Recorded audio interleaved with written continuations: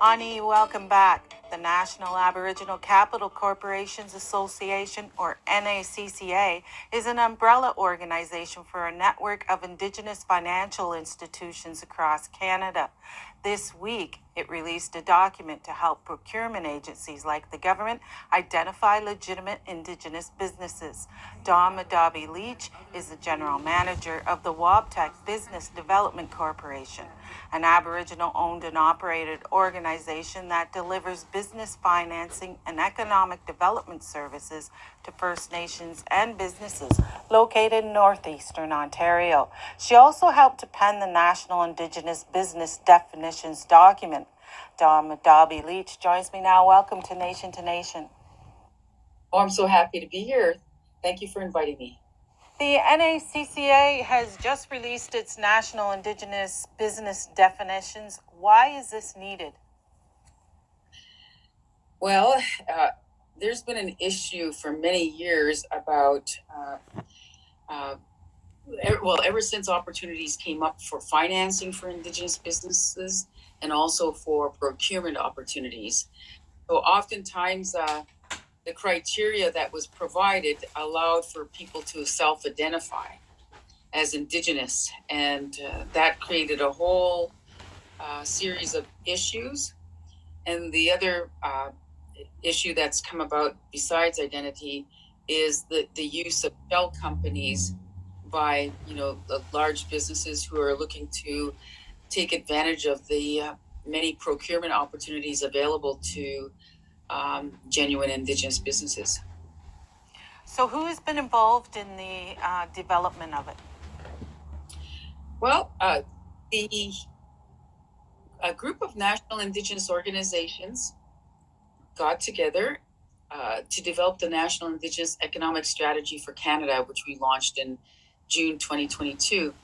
And following that, we were working that strategy was called for in an OECD report.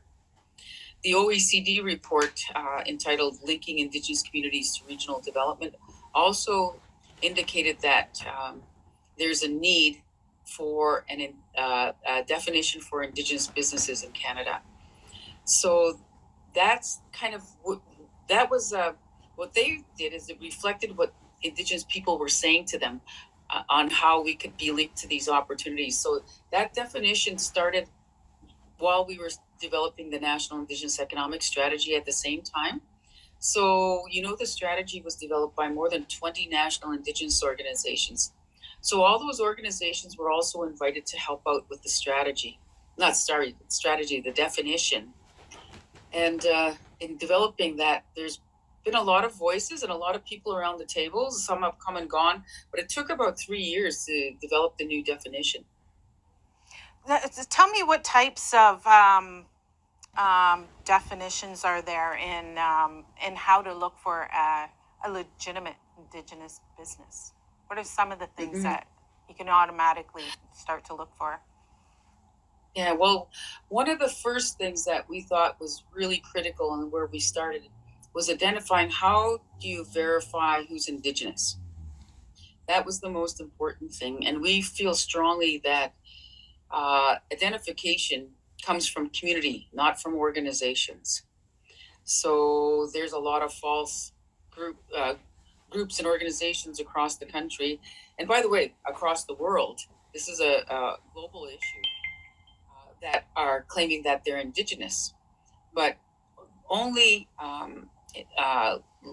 Indigenous communities, such as First Nations, can say who their citizens are, and only the Inuit beneficiary agreements can say who their citizens are.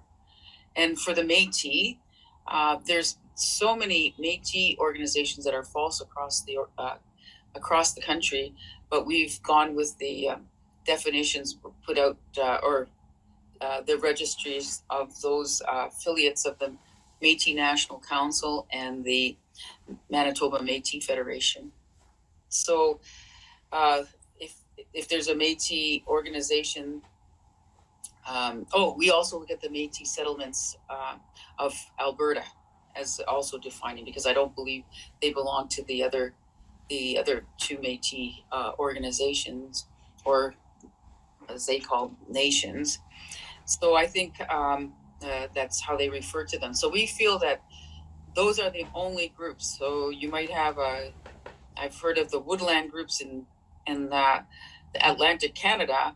They're not considered Indigenous, but they issue membership cards, and those aren't accepted in our definition.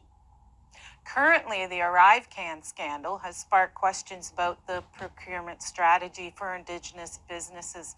Some Indigenous business owners fear this will leave a bad name for others seeking contract. Is this a worry? Have you heard this as well? Well, of course, there's a concern raised out there, and that's why we developed the definition, because we're trying to make sure that we have a certified Indigenous business directory that people can feel confident about using. If we use these definitions, then I know that corporate Canada and the public service is welcoming the new definitions, because there's been so many attempts to define, but we felt we needed to hold a pen in developing that definition. We know where our identity comes from.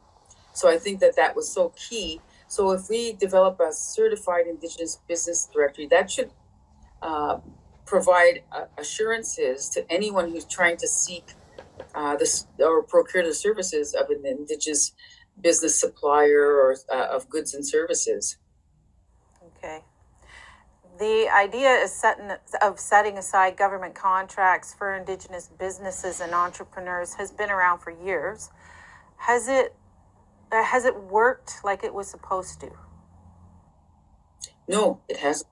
I don't have any problems saying that. And that's why we have offered to the federal government to do this work. They actually have supported us in this work over the last 3 years. They are, if we had this definition finalized 3 years ago, they'd have been happy to start using that.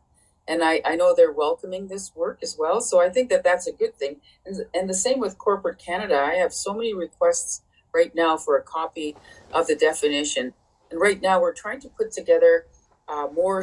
I know you have the document there, which talked about how the definition was arrived at, or the definitions, because we have definitions for sole proprietorships, for for-profit companies and joint ventures and partnerships. And but we need just the simple definitions for people to read rather than the background. I think it's important to have that now, but it'll be important that they have a document that they could use that shows how to identify, and then where to get the help from our own organizations that'll be using this definition. And businesses will be certified and recertified because ownership changes. All right. Sounds like some good change.